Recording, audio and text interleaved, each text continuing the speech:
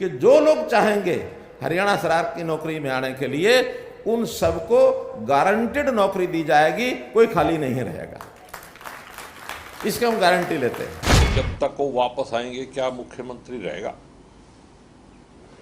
तो मुख्यमंत्री की गारंटी है 4 साल की। जब मुख्यमंत्री की गारंटी नहीं है तो उसकी गारंटी को कौन मानेगा भाई? देश के अंदर प्रधानमंत्री जी हमारे प्रयोग धर्मी हैं, बहुत नए नए योजनाएं नए प्रयोग करने के लिए और उनको महारत हासिल है। ये तो अंधभगत हैं बेचारे, जो ऊपर से फरमान आ गया।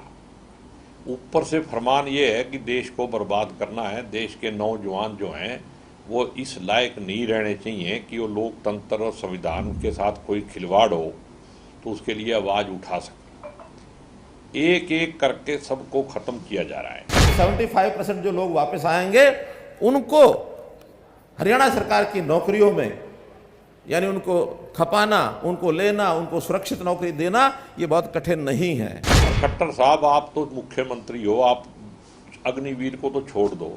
हरियाणा में नंबर 1 पे बेरोजगारी है, उनको ही रोजगार दे दो, हम मान जाएंगे। अभी आगे की भी गारंटी है, पहले उनको दे दो। और ये ट्रेनिंग, कई बार तो हम जो अपनी सर्विसेज देते हैं पुलिस में, बाकी जगह में, यहाँ हमको उनकी ट्रेनिंग करानी पड़ती है 9-9 महीने, 1-1 साल तक। लेकिन 4 साल की इस ट्रेनिंग के बाद अगर वो वापस आता है तो बहुत उपयोगी व्यक्ति बनकर के आएगा। अभी जो एक्स सर्विसमैन है उनको पुलिस के अंदर एसपीओ भर्ती किया जाता है, उनको आप क्या सुविधा दे रहे हो? अग्निवीरों का भी वही हाल होगा, वो भी बेचारे रोकते फिर रहे हैं। काम उनसे 24 घंटे चाहिए और तनख्वाह डीसी रेट की और सुविधा कोई नहीं। आजकल देश के अंदर प्रधानमंत्री जी हमारे प्रयोग धर्मी हैं, बहुत नए नए योजनाएं नए प्रयोग करने के लिए और उनको महारत हासिल है। देश का भविष्य कैसे सुधरे उसमें बहुत से उन्होंने काम किया। एक अभी जो काम किया है वो है सेना में किस प्रकार से आमूलचूल परिवर्तन हो, आज के हिसाब से कैसे, यानी सेना को हम उसको कैसे युवावस्था में लाएं, एवरेज कैसे कम करके आए, टेक्निकल आधार पर अपनी सेना को कैसे सुसज्जित करें। आज टेक्निकल जमाना है, इसके लिए उन्होंने बहुत प्रयत्न किए। एक प्रयत्न पिछले 14 तारीख को उन्होंने जो घोषणा की थी देश के रक्षा मंत्री जी ने, वो है अग्निपथ योजना। और अग्निपथ योजना में स्कूली विद्यार्थी, यानी 10वीं पढ़ने वाला, 11वीं पढ़ने वाला, 12वीं पढ़ने वाला, या पास करने के बाद 17.5 साल से 21 साल तक, इस बार तो वो 23 साल रखी है क्योंकि कोविड के 2 साल की छूट भी दी गई है, लेकिन आगे 21 साल तक के युवक ये सीधा देश की रक्षा सुरक्षा के लिए, अपनी ट्रेनिंग के लिए, अपने विकास के लिए और सेना के यानी अग्निपथ योजना में जाकर अपने आप को भर्ती कर सकते हैं। पिछले 7 दिन से प्रदेश में, देश में एक विवाद बना है। क्या विवाद बना है? कि हम अग्निवीर बनेंगे, लेकिन 4 साल के बाद 75% लोगों को वापस आना होगा, 25% वहाँ जो है उनको रखा जाएगा। तो ये 75% क्या करेंगे? पहली बात तो ये है, ये कंपटीशन का ज़माना है, प्रतियोगिता का ज़माना है, और प्रतियोगिता में वही आगे निकलता है जिसका शरीर सधा हुआ हो, जिसका मन सधा हुआ हो, जिसका मस्तिष्क सधा हुआ हो, जो बाकी सबसे आगे निकल सके, वो सबसे पहले जो है वो अपने आप को स्थापित करता है। तो 4 साल में वो जो नौजवान है, जो अभी 21 वर्ष का ही होगा, 25 वर्ष के बाद आने के बाद उसका शरीर मन बुद्धि उस ट्रेनिंग से भरपूर होकर के सधा हुआ होगा। और ये ट्रेनिंग, कई बार तो हम जो अपनी सर्विसेज देते हैं पुलिस में, बाकी जगह में, यहाँ हमको उनकी ट्रेनिंग करानी पड़ती है 9-9 महीने, 1-1 साल तक। लेकिन 4 साल की इस ट्रेनिंग के बाद अगर वो वापस आता है तो बहुत उपयोगी व्यक्ति बनकर के आएगा। उसमें उसकी ये नहीं है कि कोई नौकरी जीवन भर की है, नौकरी तो वास्तव में उसके बाद ही उसको करनी है। पूरा जीवन हमारा 60, 65, 70 साल तक एक प्रकार से स्वस्थ रहता है, कैपेबल रहता है, सक्षम रहता है। अब उस समय हम लोग अपने हरियाणा के अंदर जो नौकरियां देते हैं, हम भी 10 प्रकार के उनके टेस्ट लेते हैं, ट्रेनिंग कराते हैं, सब कराते हैं। हमको ये ध्यान में आया कि इतनी बड़ी संख्या तो है नहीं जो वापस आएगी। हर साल, आज से 4 साल के बाद पहली भर्ती इस साल होगी, तो 4 साल के बाद उसमें से 75% जो लोग वापस आएंगे उनको हरियाणा सरकार की नौकरियों में, यानी उनको खपाना, उनको लेना, उनको सुरक्षित नौकरी देना, ये बहुत कठिन नहीं है। तो मैं आज घोषणा करता हूं कि जो लोग चाहेंगे हरियाणा सरकार की नौकरी में आने के लिए उन सबको गारंटेड नौकरी दी जाएगी, कोई खाली नहीं रहेगा, इसकी हम गारंटी लेते हैं। ग्रुप सी की नौकरी में जो भी किसी कैडर में भर्ती होना चाहे भर्ती हो जाए, और नहीं तो हमारी पुलिस की नौकरी ऐसी है गारंटीड उसको जरूर मिलेगी। सबसे पहले तो इसका जवाब ये है कि जब तक वो वापस आएंगे क्या मुख्यमंत्री रहेगा? तो मुख्यमंत्री की गारंटी है 4 साल की। जब मुख्यमंत्री की गारंटी नहीं है तो उसकी गारंटी को कौन मानेगा भाई? और दूसरी बात यह है कि ये तो अंधभगत हैं बेचारे, जो ऊपर से फरमान आ गया।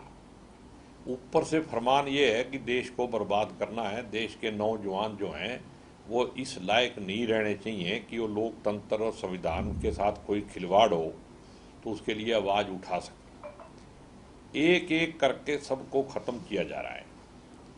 अब देखो, पहले किसानों के ऊपर मार हुई और अब युवाओं पे हो रही है। तो मोदी जी ने ही वादा कराया था इस देश के साथ कि 2 करोड़ नौकरियां दूंगा। और खट्टर साहब, आप तो मुख्यमंत्री हो, आप अग्निवीर को तो छोड़ दो, हरियाणा में नंबर 1 पे बेरोजगारी है, उनको ही रोजगार दे दो, हम मान जाएंगे। अभी आगे की भी गारंटी है, पहले उनको दे दो। अभी जो एक्स सर्विसमैन है उनको पुलिस के अंदर एसपीओ भर्ती किया जाता है, उनको आप क्या सुविधा दे रहे हो? अग्निवीरों का भी वही हाल होगा, वो भी बेचारे रोकते फिर रहे हैं। काम उनसे 24 घंटे चाहिए और तनख्वाह डीसी रेट की, और सुविधा कोई नहीं। उनको ना रिवॉल्वर दे सकते ना कुछ, और बाकी दे भी देते हैं क्योंकि गनमैन लगाना किसी बीजेपी वाले का, किसी का जो अपने चमचों का, तो उसमें एसपीओ को दे देते हैं। उनको इलीगल काम कराना हो तो फिर उनको फंसा लेते हैं। इसी तरीके से देखो, ये अग्निवीर की जो योजना है ये देश की सुरक्षा के साथ खिलवाड़ है, और मिलिट्री को ही निशाने पे ले लिया। क्या मिलिट्री को कारपोरेट हाउस चलाएंगे? और मेरे को तो ये शक हो गया कि ये बीजेपी पॉलिटिकल पार्टी नहीं है, ये भी अपने आप में एक कारपोरेट हाउस है। तभी तो इनके नेता कहते हैं भी हमारे यहाँ गनमैन लग जाएंगे, गेट पे गार्ड। और कितने कारपोरेट हैं जो, इसका मतलब साजिश ओपन हो रही है। वो आनंद मिंद्रा वाला, एक वो कोई हर्ष गोइंका है, वो सारे के सारे बयान दे रहे हैं कि हम इनको, मुख्यमंत्री जी की तो गारंटी नहीं है, उनकी तो गारंटी है, वो भी बेचारे गारंटी दे रहे हैं कि हम ही लगा देंगे सारे को। अरे भाई, कितने को लगा दोगे? और कितने पहले लगा दिए? पिछले 8 साल का हिसाब दे दो, कितने लगा दिए। और मेरी तो ये बात है, मैं कहता मुख्यमंत्री ने तो चलो बेचारे ने डर देने दे दिया बयान, कोई बात नहीं, झूठ बोलना था मोदी जी को खुश करने के लिए।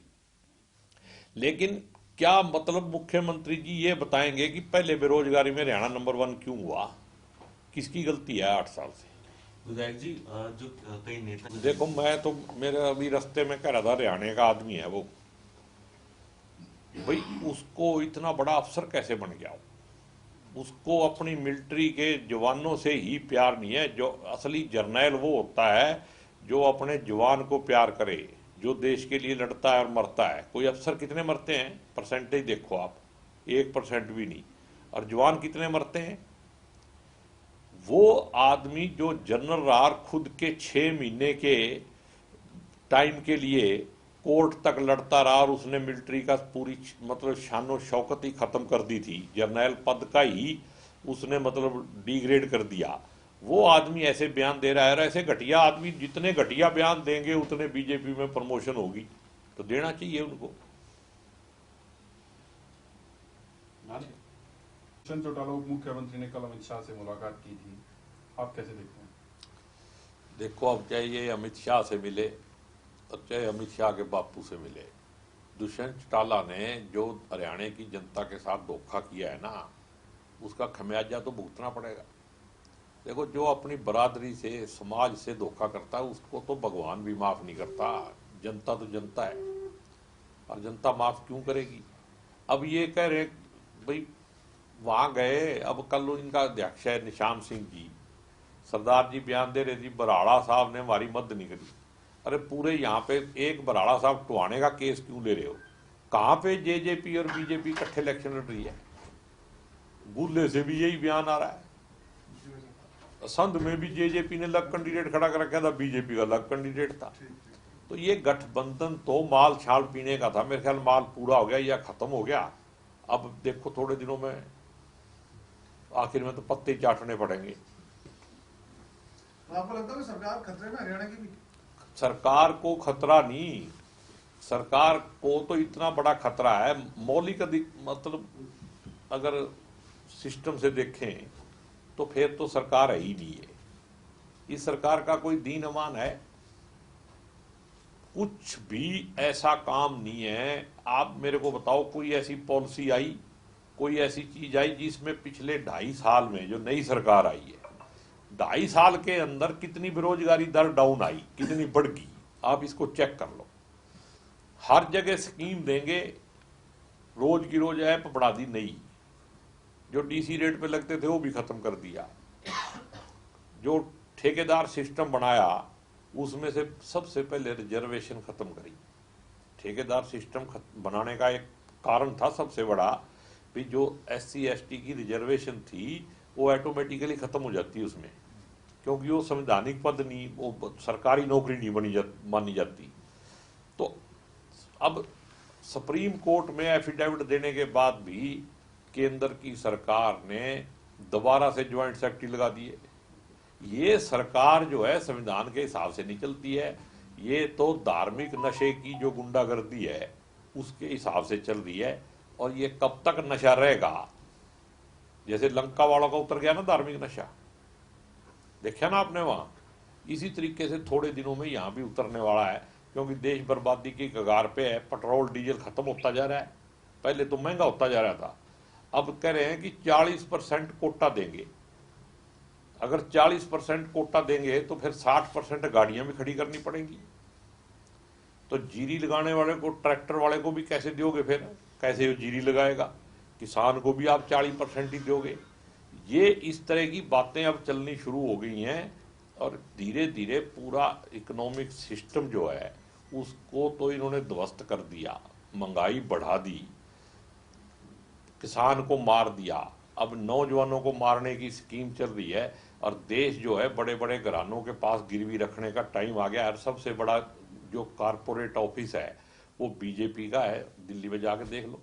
हमसे जुड़े रहने के लिए हमारे YouTube चैनल को सब्सक्राइब करें और नई वीडियो की नोटिफिकेशन के लिए बेल आइकॉन को दबाएं। अगर आप ये वीडियो Facebook पर देख रहे हैं तो लाइक जरूर करें और ज्यादा से ज्यादा शेयर करें। धन्यवाद।